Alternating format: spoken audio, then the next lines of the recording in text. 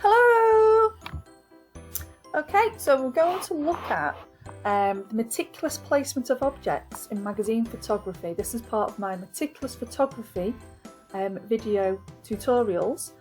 Check out the other tutorials in this topic.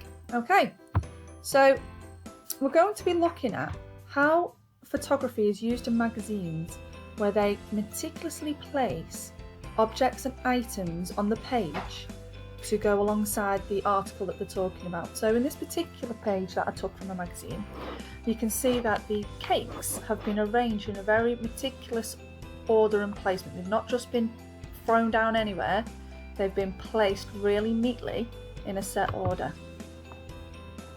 In this one, you can see that the exercises, the photographs have been taken and then edited, meticulously placed around the page, with the different parts of the exercise, the instructions, intertwined in between. Now this has been thought about in a lot of detail before the editor and before the photographer decided to place these different exercises on the page. It was really thought about where they were going to put the text, and they've made space for that text on the page. Okay. So it's quite common in many magazines to have an artistic styled photograph on the page alongside the article. Okay, there's lots of examples of those if you flick through magazines. This one I particularly like. It's an advertisement for the Women's Health magazine, but you can see how they have very meticulously placed sliced up fruit and vegetables to create this wonderful pattern. Emily Blinko does something incredibly similar to that, and you're going to base your photography assignment this week on that.